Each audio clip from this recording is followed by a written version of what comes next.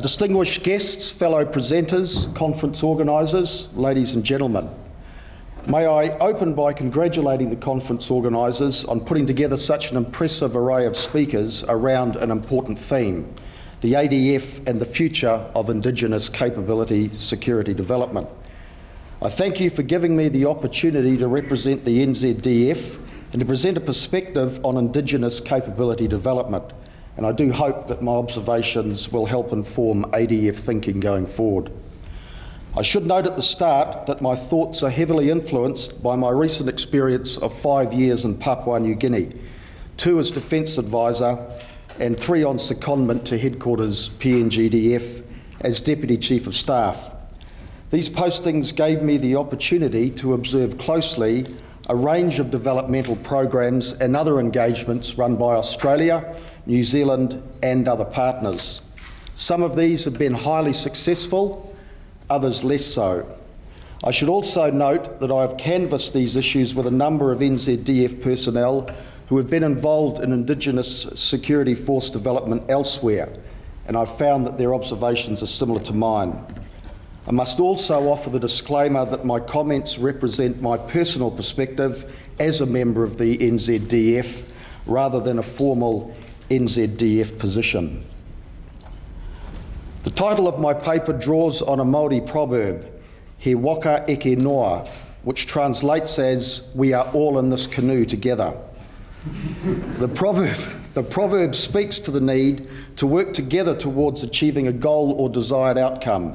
In this case, partners who are capable of securing their own interests and contributing to regional and even global security. This leads to my first point, the value of collaboration between provider partners. In the discourse on development, post-conflict peace building and security sector reform, much has been said of the need for enhanced provider-partner cooperation. I would argue that the need goes deeper than cooperation and that meaningful capacity building initiatives require a significant degree of provider-partner collaboration. To the greatest extent possible, provider partners should work through the developmental process together, from initial identification of developmental needs and opportunities, through planning and execution, to final handover. Provider partners should be prepared to leverage off each other's relative strengths, their access, and their ability to influence recipients' thinking through such means as third-party advocacy of specific proposals. One example of this is the Companies of Excellence model currently being implemented in Papua New Guinea as part of the ADF Defence Cooperation Programme. For those who are not aware, this model involves raising and training infantry companies from scratch for the PNGDF. On completion of basic recruit training, a company's worth of soldiers is placed under a company command structure that has itself been handpicked by the PNGDF for the purpose. The command structure then oversees the initial employment training phase, after which the new company is added to the orbat of one of the 2 infantry battalions. This ensures that the company is a functional subunit from the moment IET is completed. It is hoped that this will overcome some of the endemic disciplinary issues that have dogged the PNGDF in recent times, which are partly the result of junior soldiers learning the wrong behavioural lessons from their longer-serving comrades. Thanks to the hard work and commitment of the ADF and its acceptance by the PNGDF, the program is now mature and is contributing significantly to the rejuvenation of the 2 infantry battalions. And indeed, I note that the other land elements of the PNGDF are now, as well as the air and maritime elements, are now requesting equivalent squadrons of excellence and ships of excellence models for themselves. Success has many friends. Key to the success of the model has been the strong support of the senior leadership of the PNGDF. I recall, however, that when the idea was first presented at branch heads level, it was greeted with a degree of ambivalence and even opposition. Perhaps anticipating this, the Australian Defence Advisor had socialised the proposal with me during the early stages of its development. Having this background gave me the ability to contribute to the debate at PNGDF branch heads level, to help explain some of the nuances of the proposal and highlight its benefits for the PNGDF. By leveraging off the access to PNGDF leadership that I enjoyed as Deputy Chief of Staff, the DA was able to achieve a result that has further strengthened the engagement between the ADF and the PNGDF. This leads to my second point, the requirement for alignment between provider partners and their development programs. While recognising that provider partners will inevitably have slightly different interests and agendas, our common and overarching interest should be in helping the recipient achieve their desired capability development outcomes. This is particularly important if we are to avoid duplication.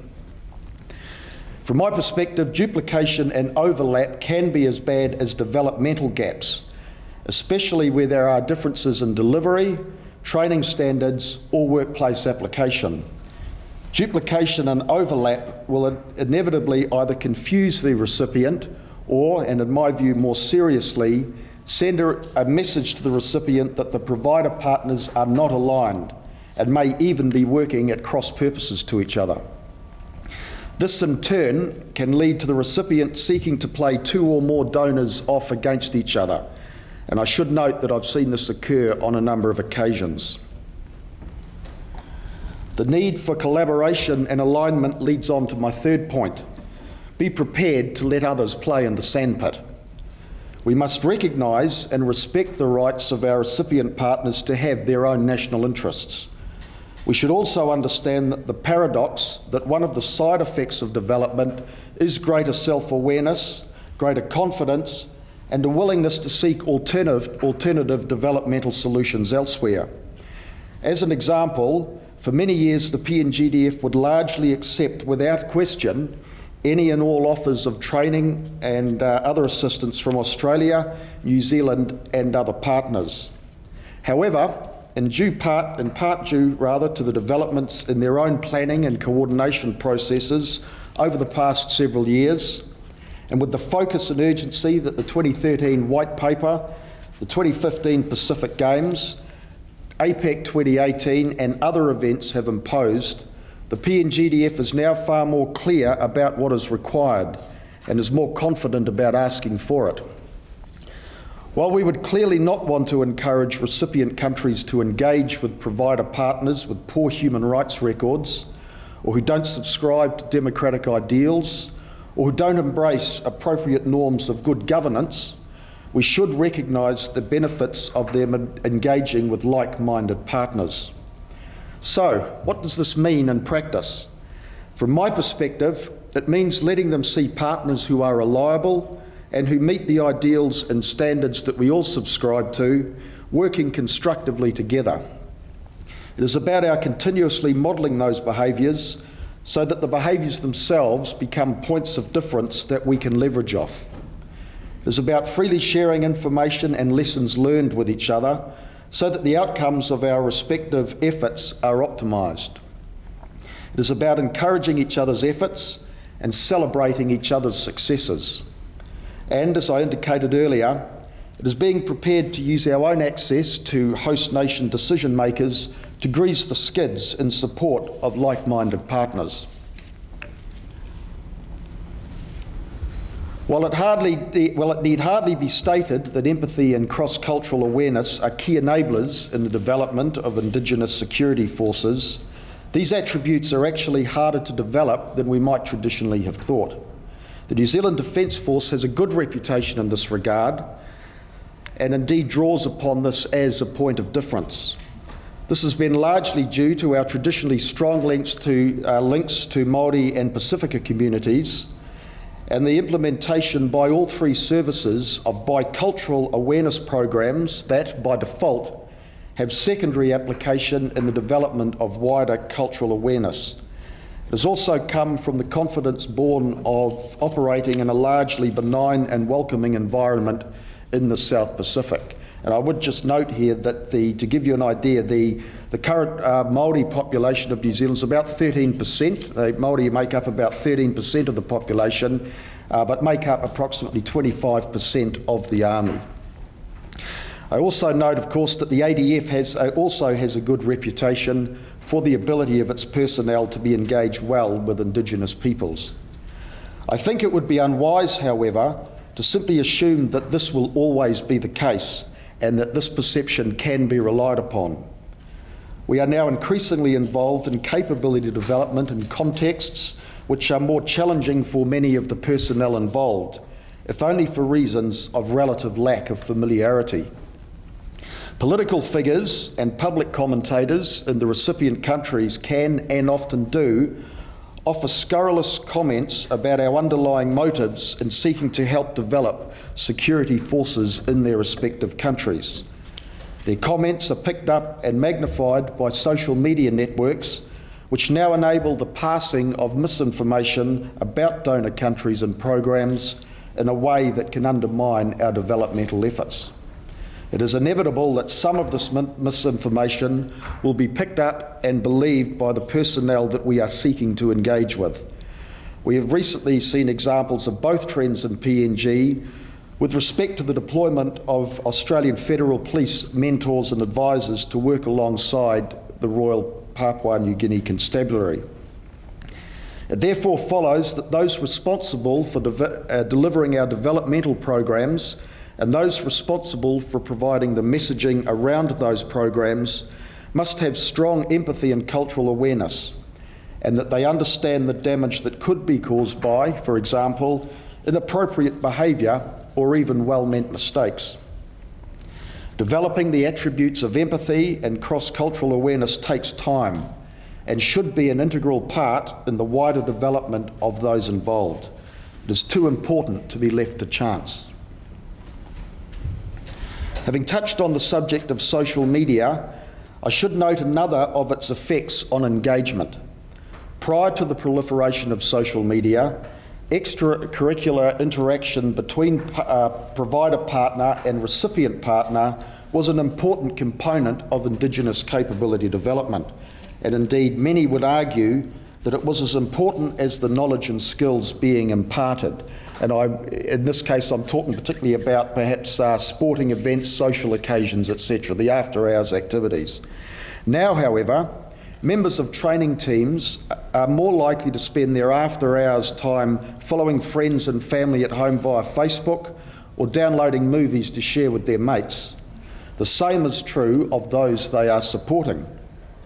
As a result, an important and irreplaceable opportunity for engagement, networking and confidence building is in danger of being lost. Of course, social media can be a powerful tool in support of our developmental efforts, but let's just leave it to our respective PR organisations.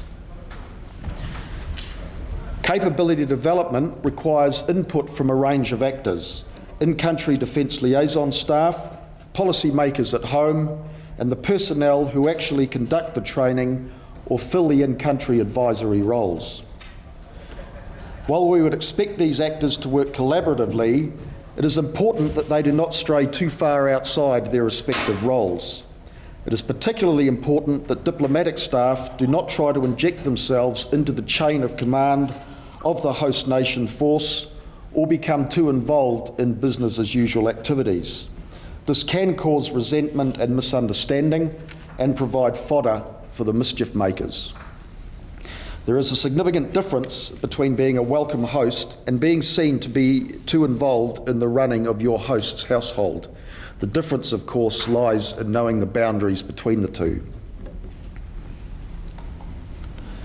The next point is the requirement to understand exactly what it is that the recipient expects from the engagement and to be prepared to disabuse them of any misunderstanding. Failure to do so will almost inevitably result in a suboptimal or even disappointing result for both parties. This can be illustrated by the deployment by New Zealand of a leadership development team in late 2010 to run a workshop for the PNGDF's Lieutenant Colonels and above and selected warrant officers. The PNGDF's intended outcome for the week-long workshop was to improve leadership, obviously, but also as a means of improving discipline throughout the force. And I need hardly tell this Assembly that leadership development is a through-career process. It is underpinned by sound organisational ethos and values. It requires leaders at all levels to accept those ethos and values and to apply them in their professional and personal lives. And therein lay the problem. Because the underlying values and ethical issues that had driven the request for leadership training remained unresolved, the activity totally failed to achieve its intended outcome. I should explain that the NZDF's Leadership Development Program features a ranked base framework which aligns leadership competencies with the increasing complexities that officers and soldiers, sailors and airmen will face as they progress through their careers. The framework requires that individuals display the leadership competencies required for the next rank before they are promoted into that rank. They then begin working on the competencies for the next rank, and so on. However, all levels of leadership development are founded on the core values of the NZDF, values which are socialised and internalised by soldiers, sailors and airmen and airwomen throughout their careers. Now, based on the lessons learned from this initial engagement with the PNGDF, the NZDF has changed its approach to one of assisting the PNGDF to develop its own leadership competency framework. This includes running workshops and conducting train-the-trainer training in PNG and New Zealand, and helping guide the PNGDF through the framework development process. While the PNGDF is optimistic about the process, it is clear that it will take time and the resolution of wider organisational cultural issues to achieve the desired outcome. As military professionals, we are used to identifying an intended end state, developing a plan to achieve that end state, and then executing the plan. We are also used to modifying plans as circumstances require. Indigenous security capability development is no different in this regard, but we need to accept that the path towards that end state will be a long one, and that there will inevitably be twists and turns along the way. We should anticipate these twists and turns and be prepared to respond accordingly. We should always be alert to the possibility of learning from our hosts. This might include language training, jungle training, which we don't get in New Zealand, medical training appropriate to the environment, survival training, and the opportunities are endless. As an example, New Zealand Special Forces have recently had the opportunity to conduct jungle survival training while working with the PNGDF's Long Range Reconnaissance Unit. This has assisted our Special Force capability development after a long period of focusing on an environment that doesn't feature jungles or fruit bats. In addition to the benefits that we gain, we are also reinforcing that's the PNGDF's sense of contributing, and are demonstrating in a very practical way that we value the engagement. The lesson here is that they will appreciate being asked, and the element of reciprocity will make them feel more like partners than beneficiaries. Perhaps the one thing more dangerous than not training others is to leave them half-trained and frustrated. It is therefore critical that the development activity is completed to the agreed standard. If follow-up development assistance is likely to be required, this should be agreed in advance rather than being left as an issue that is considered at a later date or based on the outcome of the initial engagement. Ladies and gentlemen, having started with one proverb, I would conclude with the ancient Chinese adage, "Give a man a fish and you feed him for a day. Teach a man to fish and you feed him for a lifetime." In this regard, let us all remember that the outcome of capability development should be national ownership of a more capable force. While this might seem a statement of the obvious, the aim should be to get the recipient nation into a position where they are better able to help themselves, rather than continually relying upon the support of partners. That should be our and their destination at the end of the long road.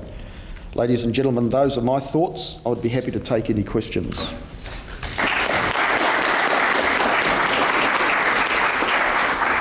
Just you mentioned, Richard, the possibility of unwelcome advisors. Did you actually detect that as a real possibility in Papua New Guinea, without saying who they were or are, where, for instance, they might tie military assistance to economic concessions in another realm? No. There were hints of it. A much larger country to the north providing, as part of the loan that was made to the O'Neill government, the $6 billion Kina loan, part of that was linked to the development of military capability. I would note, however, that certainly the understanding that was expressed to me was that that any money that money was to be spent on non-lethal capability, such as uniforms, transport, etc. And the first of the vehicles arrived last year. They're probably still sitting on the dock, Dave. Yeah, there we go. Thank you. Your questions? Mark?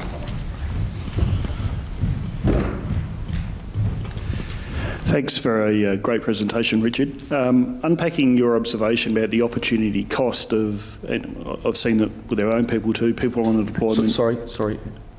Sorry, could you start that question again? Yeah, unpacking your observation about the opportunity cost of people on a deployment or a short-term training engagement, going back to their rooms or their lines, rather interacting and getting on social media and downloading videos. Notwithstanding that opportunity cost, do you see a way ahead to actually, and noting that the counterpart force is often doing the same thing, whilst using the engagement there, but then using those means, that social media, as a way of maintaining that continual engagement, so you return to your home base prior to another deployment, but that continuity that Brett spoke about and a few of us spoke about yesterday, thinking of new ways through social media to engage with those Indigenous forces as they all becoming tech-enabled with cell towers popping up everywhere. No, very much so, and you know that is one of the positive effects of social media, if you like. But in order for that to occur, they have to be socially interacting as well. I think that's an important part. So as I say, whether it's playing touch rugby or having a barbecue or some sort of a cultural sharing activity or something like that, I think those are the things that are more likely to develop those friendships and, you know, set up the Facebook friend request and the other. I think very quickly, I should note, this is I'm not sure if it's the case for the ADF, but I know our Navy is reporting this as a problem as well. Now that our ships are from our ships, they're able to have internet access home. Again, the sailors, rather than interacting at the end of their watches, will get onto Facebook and hide away. And it's not good. It's not good I don't think it's good for an organisation that is based very much on comradeship and working together. I was at a conference at Washington recently where a young fellow who was 22 in 12 minutes proved how he could claim with confidence that he knew who brought down MH17, all from social media of Russian units that had stood near signs that they'd gone through and gone like this. And so there was just vast amounts of material on this Russian, from young kids who didn't realise social media was Facebook and other accounts to give away their position, what they were doing, where they were going, the progress they'd made and things like that.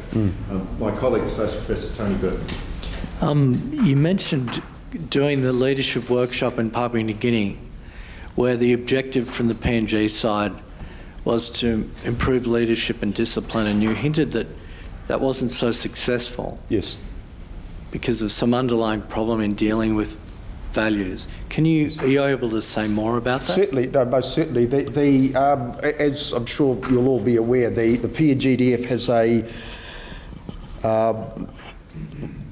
long history, of ill discipline, if you like. And we've had soldiers fighting police, we've had soldiers fighting each other, we've had mutinies and so on and so forth. And you know, as Dave knows from his time, every couple of months in PNG there's a major incident involving the PNGDF. The incident will be discussed at branch heads level, and they'll bang the table and they'll say we need to improve discipline. We've got to sort our discipline out. We've got to throw these people out.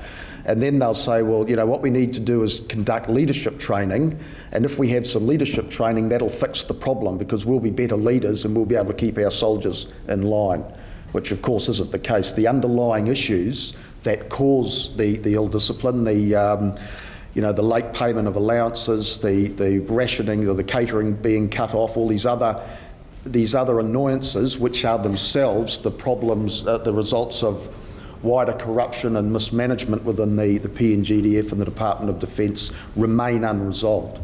The Wontok issues of Officer A not being prepared to hold Corporal B to account because they're both Wontoks are issues, and they will not improve until they get that long-standing, that thousands-year-old cultural issue resolved. So the PNGDF, their perspective is if we conduct a weeks-long leadership package, then we'll be right. But clearly that's not the case.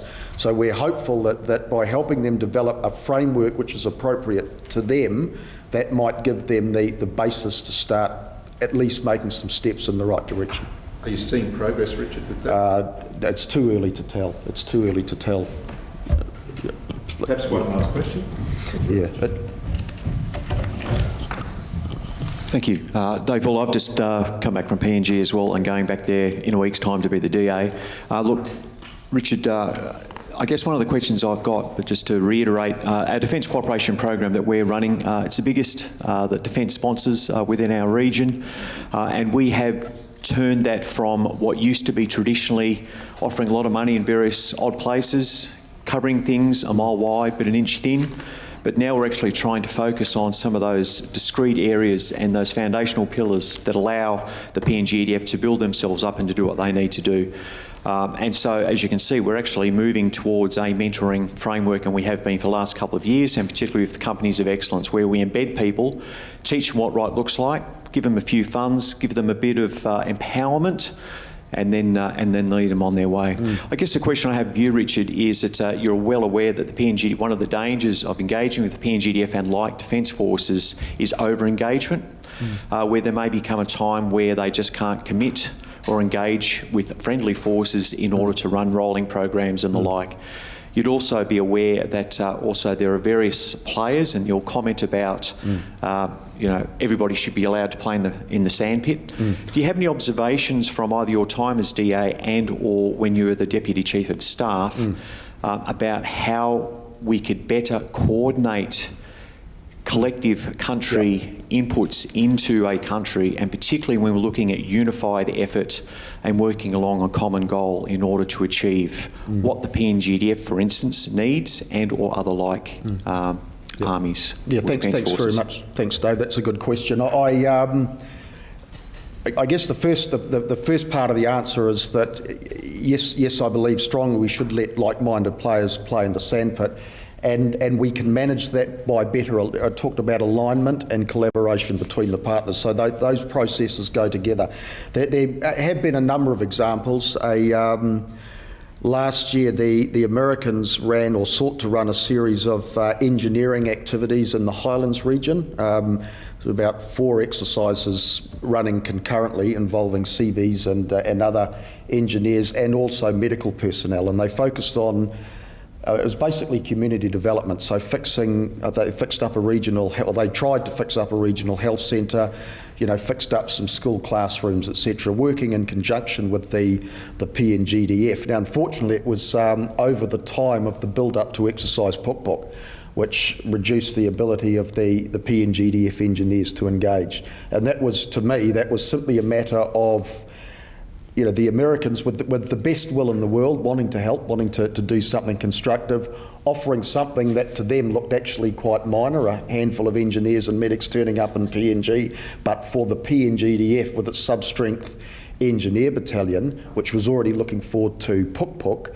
it basically overwhelmed them. And so the activities failed. Unfortunately, as a result of that, the USDA conveyed to me or commented to me that they probably wouldn't come back. We probably won't try that again, which is not the lesson that we'd want them to learn. You know, as a result, the PNGDF loses out as well, and I think the people of PNG,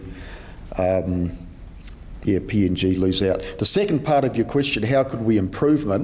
How could we improve it? I think that the obvious three partners are Australia, the big partner, New Zealand and the United States. I think what we should be doing is perhaps at DA level or higher, those three countries getting together to talk about their various developmental proposals. And, you know, I acknowledge Australia has by far the biggest and certainly the most generous program, and I do acknowledge that. And I congratulate Australia for that sincerely. So, you know, it makes sense for the Australian map to be laid out, and then those other countries to look to perhaps either fill gaps in the calendar or maybe fill capability development gaps. And again, that comes back to the point that I make about collaboration and alignment. To me, that should be a fairly simple process. I should note that while I was the DA. At the request of the PNGDF, I actually suggested the same thing to Sky Branch, Sky Branch, our version of your IDG, and they responded that they would rather keep the New Zealand PNG engagement one-on-one, which I said I didn't think it was a good idea, but they earn more than I do. Yeah, but having said that, I understand that there is now, I know certainly with Dick Parker and Nick Ang and the USDA would get together to try to talk about some of these issues. But from my perspective, these things should be decided 18 months, 2 years out, rather than, you know, we'd like to do this next week. Is that okay? Because that also sends the wrong message to the PNGDF as well. Yep. For his answers and for his presentation, would you please join me in the